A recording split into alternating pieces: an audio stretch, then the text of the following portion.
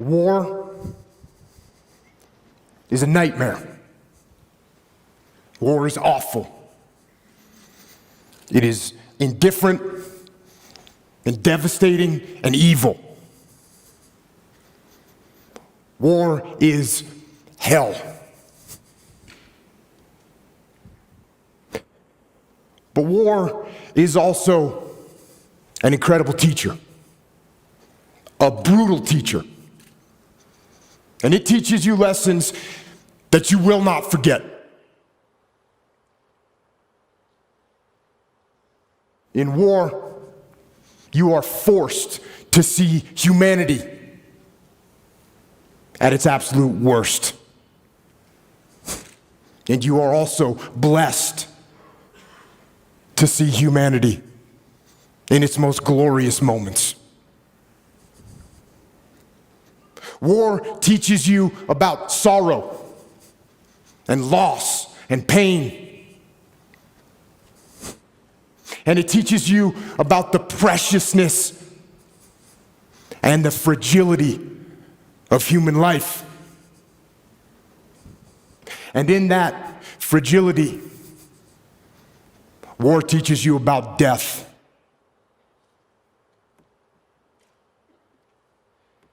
But war also teaches you about brotherhood and honor and humility and leadership. And unfortunately, war teaches you the most when things go wrong.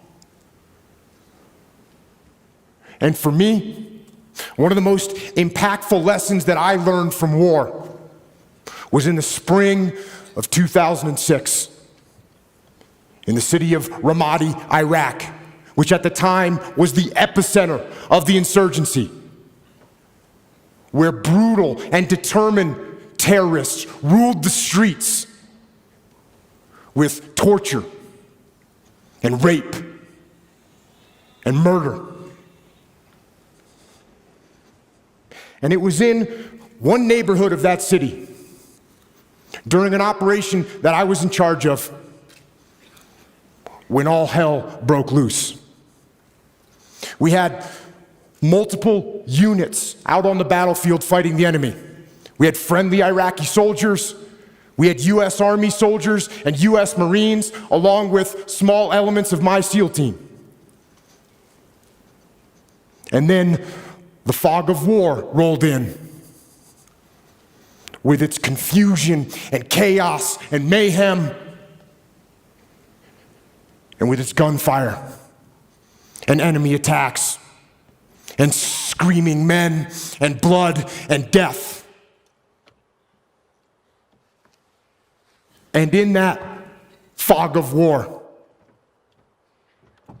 through a series of mistakes and human error and poor judgment and Murphy's Law and just plain bad luck, a horrendous firefight broke out. But this firefight, it wasn't between us and the enemy. This firefight, tragically, was between us and us. Friendly forces against friendly forces, fratricide, the mortal sin of combat, and the most horrific part of war. And when it was over, and the fog of war lifted, one friendly Iraqi soldier was dead, 2 more were wounded. One of my men was wounded, the rest of my SEALs were badly shaken. And it was only through a miracle that no one else was killed. And it was reported up the chain of command what had happened. That we had fought and wounded and killed each other. And when we got back to base, things didn't get much better. There was a message waiting for me from my commanding officer. And it said, shut down all operations. It said that the commanding officer, the master chief, and the investigating officer were inbound to my location. And they told me to prepare a debrief to explain exactly what had happened on the operation and what had gone wrong.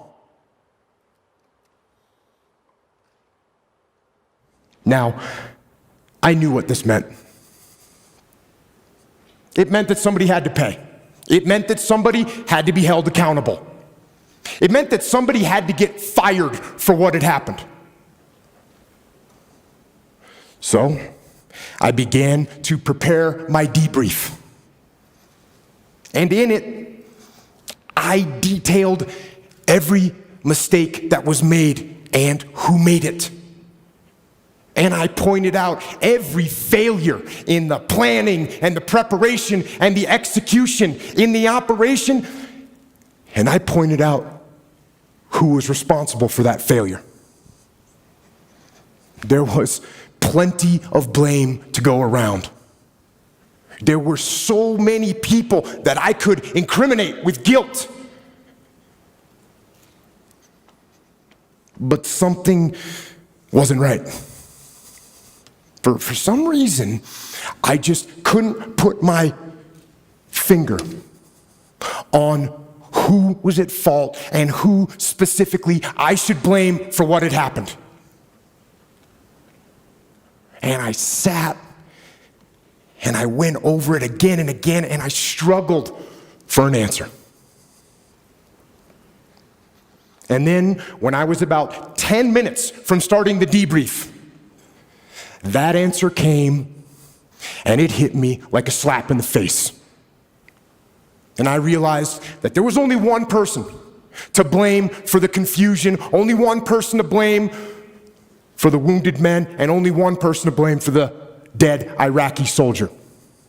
And I knew exactly who that person was. And with that knowledge, I walked into the debriefing room with my commanding officer, and the master chief and the investigating officer were sitting there waiting for me, along with the rest of my men, including my SEAL that had been wounded, who was sitting in the back of the room with his head and his face all bandaged up. And I stood up before them and I asked them one simple question. Whose fault was this? One of my SEALs raised his hand. And he said, it was my fault. I didn't keep control of the Iraqi soldiers I was with. And they left their designated sector, and that was the root of all these problems. And I said, no, it wasn't your fault. And then another SEAL raised his hand and said, it was my fault.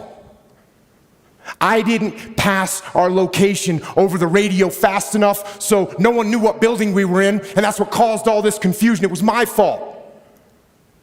And I said, no, it wasn't your fault either. And then another SEAL raised his hand. And he said, boss, this was my fault.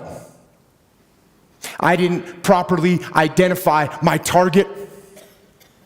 And I shot and killed that friendly Iraqi soldier. This was my fault. And I said, no, this wasn't your fault either. And it wasn't yours or yours or yours, I said as I pointed to the rest of the SEALs in the room. And then I told them that there was only one person at fault for what had happened. There was only one person to blame. And that person was me. I am the commander. I am the senior man on the battlefield, and I am responsible for everything that happens. Everything. And then I went on to explain to them some new tactics, techniques, and procedures that we were going to implement to ensure that this kind of travesty never happened again. And I will tell you something, it hurt. It hurt my ego. It hurt my pride to take the blame. But I also knew that to maintain my integrity as a leader, And as a man, I had to take responsibility. And in order to do that, I had to control my ego so that my ego did not control me. And you know what? I didn't get fired. In fact, my commanding officer, who had expected excuses and finger pointing, when I took responsibility, when I took ownership, he now trusted me even more. And my men, they didn't lose respect for me. Instead, they realized that I would never shirk responsibility, and I would never pass that heavy burden of command down the chain and onto them. And you know what? They had the same attitude.